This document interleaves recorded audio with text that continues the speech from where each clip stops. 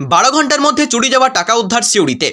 সিউড়ির টিনবাজারে একটি লটারির দোকানের পেছনের অংশ ভেঙে শুক্রবার দিন রাত্রে চুরি যায় প্রায় 40 থেকে 50 হাজার টাকা।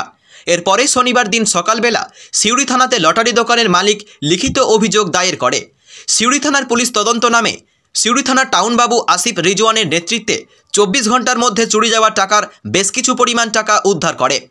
পাশাপাশি এই ঘটনায় রাজু দাস নামে এক অভিযুক্তকে গ্রেপ্তার করে সিউড়ির কুলেড়া গ্রাম থেকে।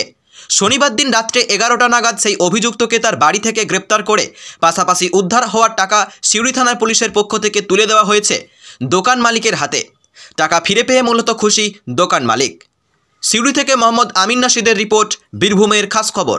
এই অভিযোগ বলতে আজ রাত্রে কাল রাত্রে 10টা সাড়ে 10টা আমরা দোকান বন্ধ করে বাড়ি চলে যাই এবং 18 তারিখ সকালে দোকান খুলি। সকালে দোকান খোলার সময় এসে দেখি এই পেছনের একটা গেট আমাদের আছে, সেই গেটটা ভেঙে কেউ ঢোকে। সন্ধান করতে করতে আমরা মোটামুটি দেখি, দোকান খুলে দেখি হ্যাঁ কিছু টাকা আমাদের ছিল, মোটামুটি 40-50 টাকা মতো ক্যাশে থাকে।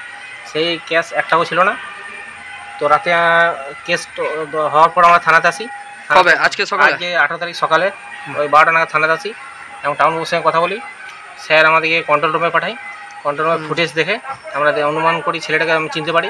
এই ছেলেটার বাড়ি হচ্ছে কুলেড়া এবং স্যার রাতে আমাদেরকে নিয়ে যাই ছেলেটা বাড়ি।